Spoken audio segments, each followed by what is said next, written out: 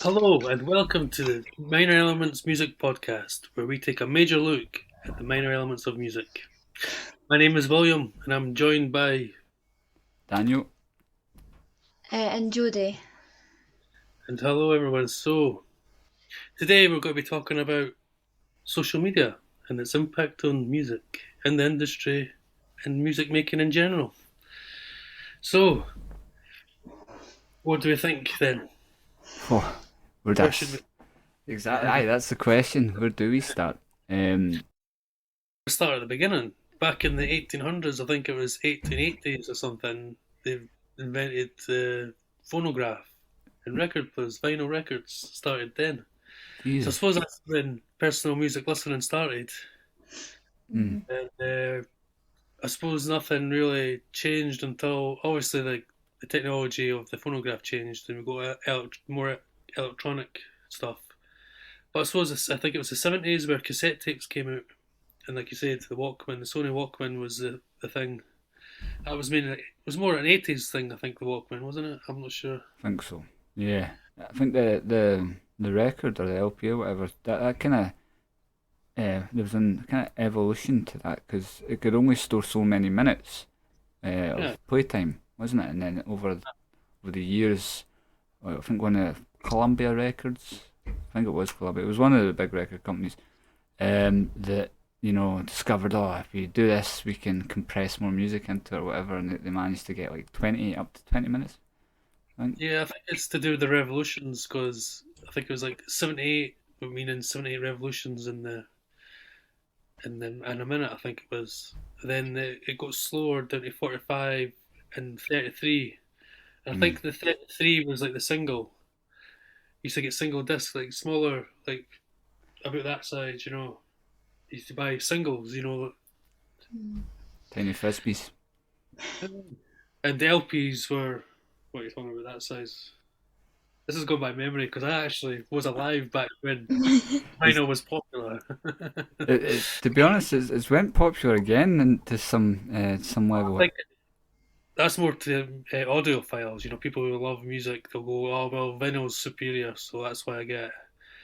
But it's real expensive. There's like 30 quid for a record or something like that. You go to a charity shop though, you can get one for like 50p. Right. It might not be a good one. It might be like something like Gary Glitter or something like that. So you won't want to buy it, but it depends where you go. But I see from that moving forward to where we are at now with. I think we should talk about Napster first. That, I think yeah. because Napster came out in 2000, and there was like peer-to-peer file sharing, and so you could listen to music and get music for free. So that was like it was a big hullabaloo, obviously, and I think most famously Metallica sued Napster because I think I Disappear was a single they were releasing for I think Mission Impossible 2. It was like the movie soundtrack, Mm. and somebody I think it was Lars. I think heard it. Somebody listening to it. So how did they get that? Basically, then they discovered Napster. It's like, oh wait a minute, yeah, this kind of can't have this. So I think they won the suit, and Napster had to change their business model. I think that's when subscription based streaming sort of was born. I actually kind of remember that, funnily enough. Yeah, that was a long, long time ago.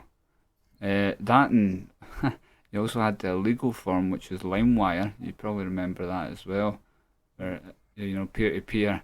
But that was Yeah. if you would be risking it because you'd be getting a virus if you'd done peer to peer on LimeWire. But it was worth the music. But yeah, like that kind of started it as well. But do you remember like the old school? You could get like ringtones. But like I'm talking for like the Nokias, the old Nokias. Remember like Crazy Frog being like the perfect example, right? Everybody remembers Crazy Frog. But there was more than just Crazy Frog. There was like, and if you would look at a back of a magazine, you would type this code in, and you could buy like this ringtone. and it was only so many seconds long. I think I can't remember. I've not bought one obviously in a very long time, but it was yeah, that was how you would kind of share music. That's how I remember sharing music as a young kid, was like through your phone, and your phone could only fit one song in it at that point. And if you were lucky, like a couple of years down the line, it could fit three songs. I remember. Do you remember the old MP3s, right? And like the really old MP3s, that unless they had like my very first MP3 could only fit four songs, right? Or yeah, it could only fit four songs, and and I had those four songs on repeat all the time. So I hated them. Coldplay was one of them, but I remember it so well. But but yeah, that's kind of just it's went from that. It's went from calling up. You would get obviously MTV. That was your main port of call. There was no social media. There was MTV. Everybody famously Dire Straits wrote a song about it, saying it was ruining the industry. I think it was 1980 or something like that. I think MTV came out. Mm, yeah, and they came out, and that's when the music kind of scene and how people dressed and acted changed. I think after that kind of came out, because obviously rap rap became really big. Well, it was already kind of getting big, but it became really big in the 80s, and then even bigger in the 90s. You know, Well, gangster rap really became big in the 90s yeah. because NWA, Ice Cube, Dr. Dre, of the Snoop Dogg, he wasn't a part of NWA, but they were sort of affiliated together. That's Death Row Records on the West Coast. And That was my era back in the early 90s. I was into that stuff back then. I loved Ice Cube, America's Most Wanted. It was one of my favorite albums. it's a brilliant, brilliant album, by the way.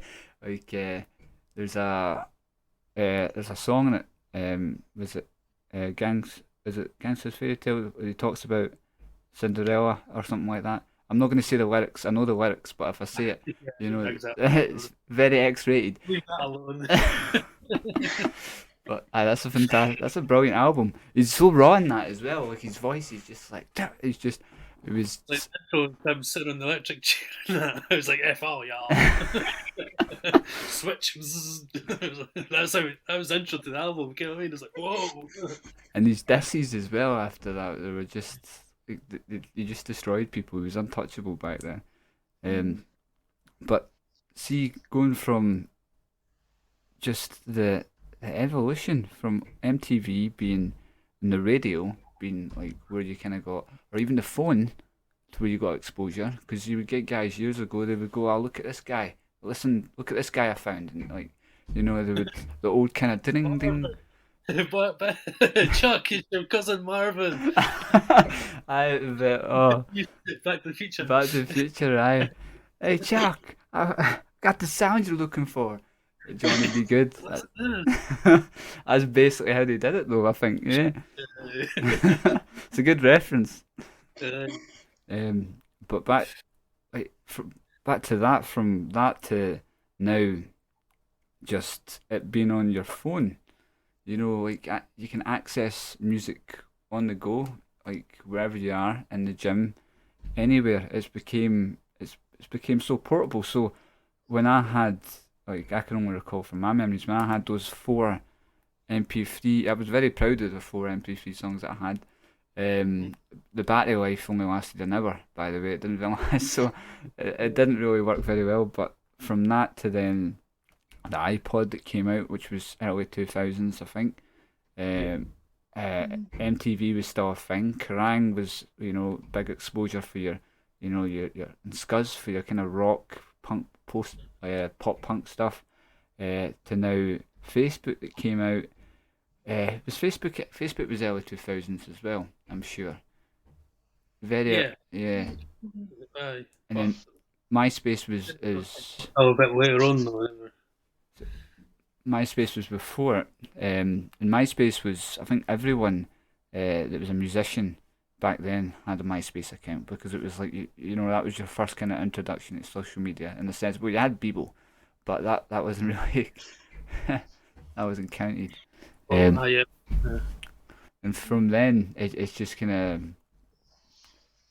it's just evolved, and it's scary but good at the same time because the amount of exposure you can get.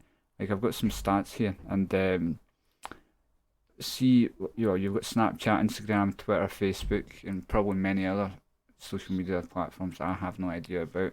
But the very popular ones, it says 68% of Snapchat users view or post videos from a live music event. So that there is a ton. If you think about how many users are on Snapchat, it's probably in the millions, if not billions, like active users.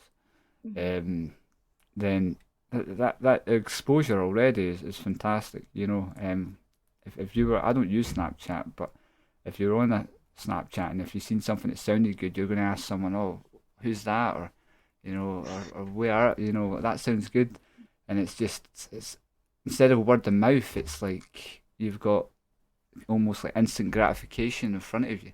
Retweets and upvotes and stuff, that gets Yeah, more attention, kind of thing. yeah, it's right in front of you. It's right in front of your face. So obviously, nothing beats a live gig. Nothing will ever beat a live gig. The atmosphere, the feeling, but getting that performance right at the front of your eyes.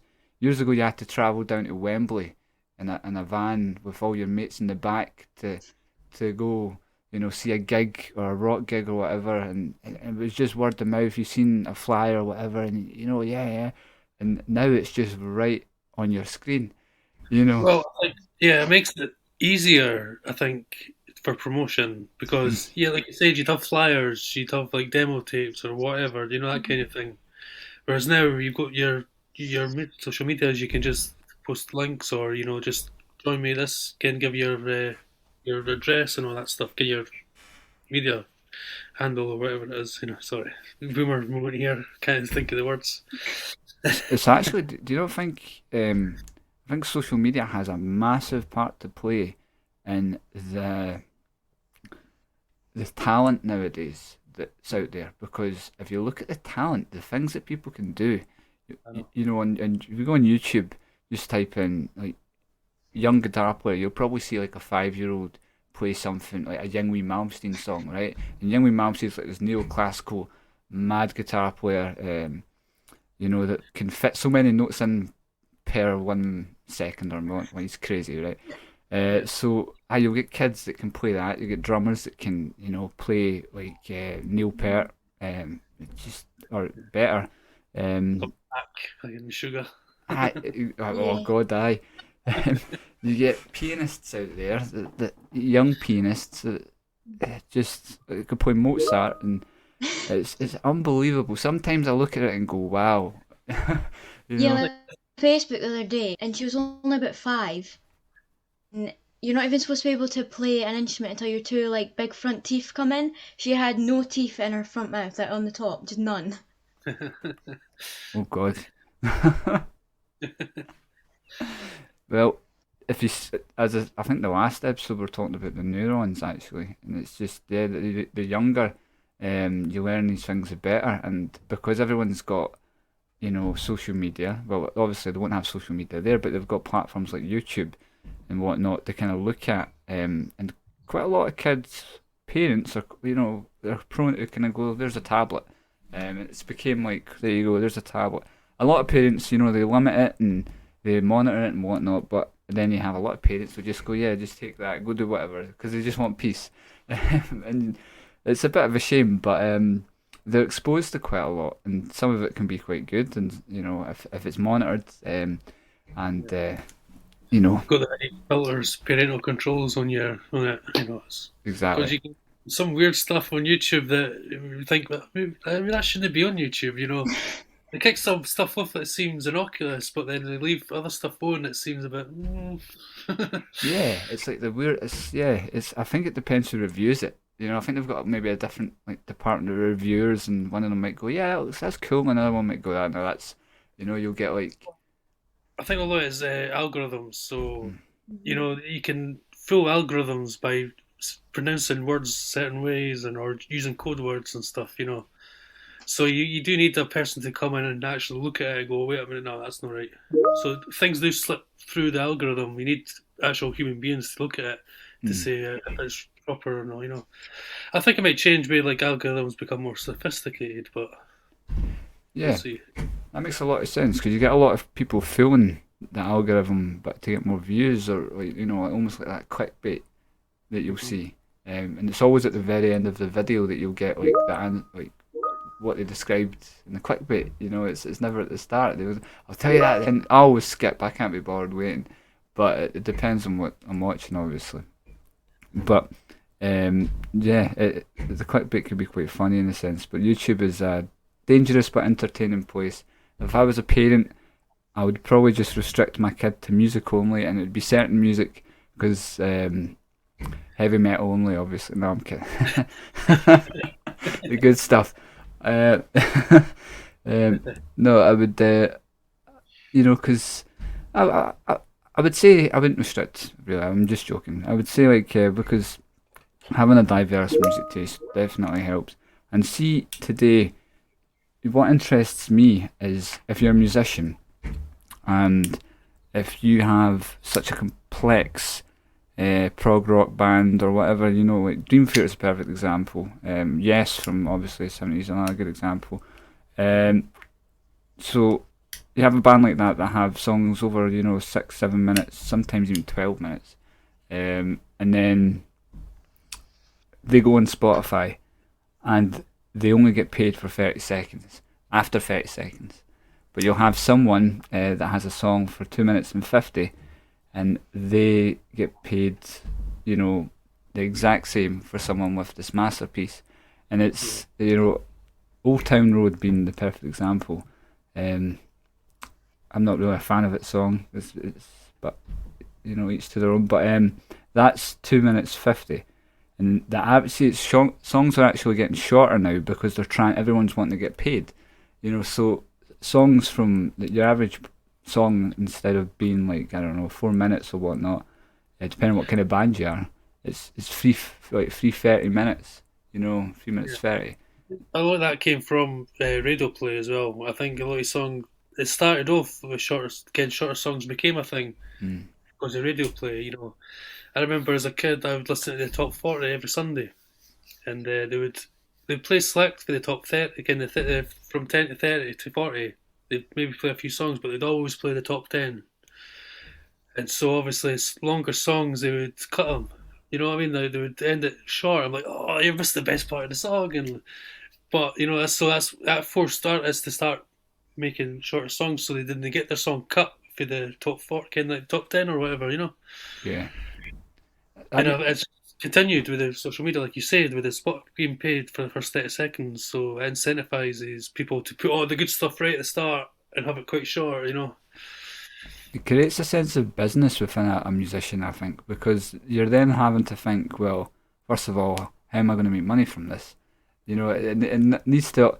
You still get musicians out there that are obviously passion first, business later, which is good, but in the industry today, I think having a sense of business, because you won't make any money if you're not under a record label anyway. You're not going to make any money if you're doing all this. Out of your own pocket, you need to think of a way how you're going to make your money back. So having that kind of business head of, right, I need a song within so many minutes. I need so many hooks to get people not to skip, so it's past 30 seconds.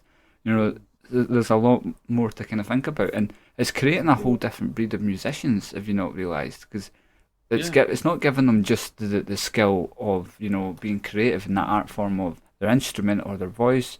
They're also learning the business side of it. They're also learning the production side of it, the producing side of it, and they've got all that at their fingertips. They've got all that. It all ties into technology. But the thing as well is they can be inspired, or someone can be inspired from seeing someone on social media.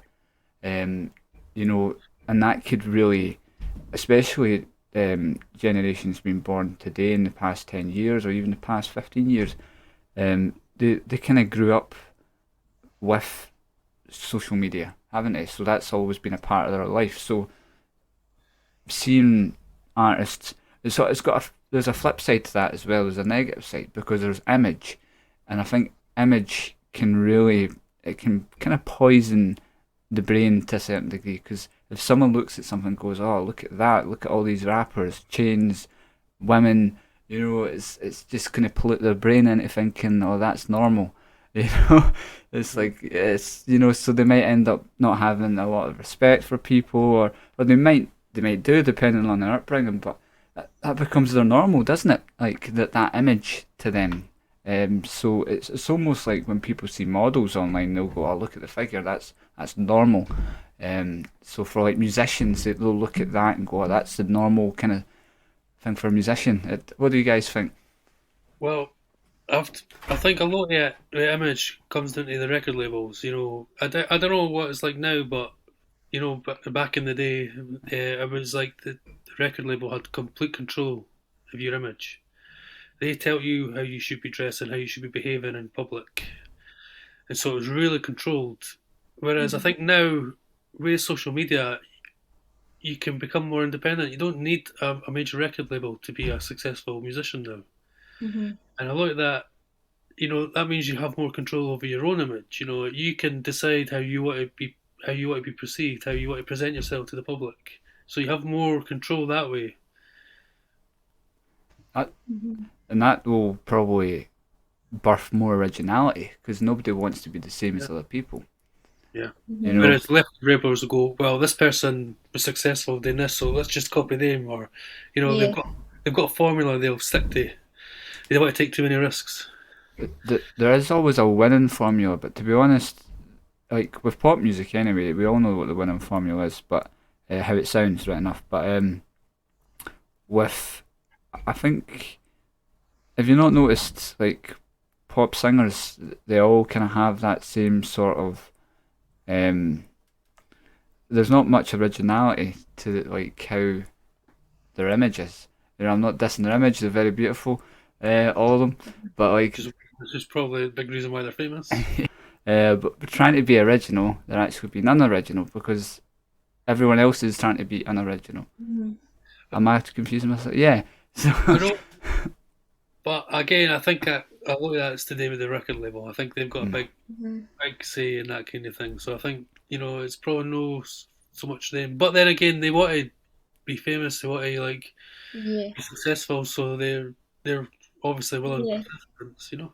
Like sometimes it can maybe be like their ego. Mhm. It's like, it's a very good point, actually. Yeah, yeah, the ego can kind of take over. make people not like you without really realizing at the same time. Yeah, as in, fame will Yeah. probably get to their head. I suppose if you're Yeah. on Instagram or whatever, and you see, oh, look at that, I've got 1 million followers now. You Yeah. anyone that isn't really, have that sort of control over their own ego, or it's just going to go out of hand, isn't it? It's just, well, it can go out of hand, because you need to have that sort of grounding within yourself. There's plenty of people out there that have just got a massive ego and just thought they were the best, and But then that's probably what got them where they are. Their that belief in themselves. It's driven them to do it. ego. Because if you have a lot of doubts in yourself, you think, oh, I'm not bothered because I probably know won't succeed anyway. Whereas people with egos will go, I demand that I'm entitled to this. This is what I should be doing. So Yeah. they've got that drive and self belief. So it's a double edged sword. Yeah. The right amount of ego. I'm all for that. Like, if you've got like the right amount of ego, and don't get me wrong, a young right amount of ego, or a young ego, can get you so far, but eventually you're going to hit a wall between, just differences within other people. And if you've got that ego, you're just going to, I'm right, fuck you. No, this should be done like this. And you could be wrong, or you could be right. And that's what you're saying. That's a double-edged sword. There's plenty of bands actually that, if you've seen, there's plenty of bands out there that, what normally happens is the manager or the record company have a say in how a song should be produced as well. So they think, oh no, I think it should be done like this. So you'll see a lot of bands end up cutting ties with like the manager, the record label. When they've got enough money, they'll build their own, and they'll literally start making their own from their own, home, because they're wanting Yeah. to get away from being kind of almost controlled, and back to self image. But I suppose you don't even know how long the contracts are. They could be 10 Yeah. years. Whereas I think it's usually albums. You have to do like so many albums within amount of time or something like that. But I mean, this is where social media plays a part. Where it's becoming a lot easier for artists to do that, to break away from the establishment and break out on their own. So because they can directly appeal to their audience, and their audience can interact with the artist. You could go listen to music on Spotify. You can leave comments. You can like vote on it. That's my favorite. That kind of thing. Yeah, you can do like more of what the fans or the fans that the singers have can do a lot more of what they want. Hmm. Yeah, it's that interaction. I suppose Yeah. you can interact with, It's also easier for labels to find new talent. They can just scour social media Mhm. and go, "Oh, well, I like the sound of that." Get in. The scouts don't have to go around bars and Yeah. get jobs. They can just Like go on social even media. on TV, it's the same. You Hmm. can just watch a program, but oh, they're good. Yeah. well, here's a stat for you. Instagram recently passed 1 billion active viewers, so it's 1 billion active viewers every day, or not every day, but like in general. Sorry. Active user there. And how many do you think Facebook has? Probably double that, maybe. Yeah. Double, exactly that. So they're on 2 billion daily active, so it is daily. 2 Yeah. billion daily active users. So if you think about all the walks of life that are on like Facebook and Instagram, and I'm pretty sure are they not owned by this? Are they not together? I'm sure they're. Yeah, I think Facebook own. Instagram, yeah. There you go. So imagine that. Imagine the power there. That if you put like ads and stuff out, it's crazy, and the numbers blow. SoundCloud as well, actually. That's another. That's something that's been kind of going for a good wee while. Just going to close that. Yeah, so that's something that's kind of been going for a wee while. So social media has changed the way we interact with each other, and it's not only that, it's changed the way we interact with musicians, because we can actually interact with them, and it's evolved, grew, but the only thing about that is the privacy. Uh, See if you're online, especially if you're famous. Imagine like paparazzi, the privacy that you have, the impact that it can have on you mentally. So social media in a way can also, again, be that double-edged sword of where you're putting your privacy, you're putting your life, everything's kind of out there. Don't Yeah. get me wrong, there'll be ways that they can kind of solidify a certain amount for themselves, but a lot of it's kind of exposed. Well, like I said, like even though there's more interaction between like musicians and their kind of their the listeners, that can be a problem. Whereas like they could, listen to too much people. Do you know what I mean? Like they'll listen to like people's opinions too much, and then they'll start worrying about how they how they think, and they can get themselves into a bit of a quandary trying to like please everybody. Because before you might not get much interaction, maybe like gigs and stuff, you'll hear the fans will talk. Whereas like with social media, it's like all the time, and if you do something bad, you'll hear about it. Again, they'll tell you that, oh, that was wrong, that's crap, that music, I don't want to listen to that, make something better, they can really have a massive impact on the mental health of musicians. Mhm. And it's instantaneous as well. And a lot of like people out there don't even. Well, a lot of musicians probably don't even look at it. Some of them do. Some of them don't. They probably get someone else to look at it for them, and kind of break it down and put it into nice words. Oh, I think you should maybe change that. Like that's okay, but why don't you try it this way? But in reality, your fans hate. It's just being nice about it. And all the digital music downloads as well. So that's replaced buying physical albums, where you can kind of showcase your collection and your CDs. So now it's like well, back to Spotify, and like the thing about Spotify as well, have you realised that if you want to find the algorithm of Spotify, right, it doesn't really push you that much out your comfort zone. Like if you want to go that much out your comfort zone, you have to kind of, I go to YouTube for that because that's where you kind of. But in Spotify, it's all kind of what sounds like what you're listening to. Bands like, what you're listening to, etc. And it's just there's not much, try listening to these guys. These are different.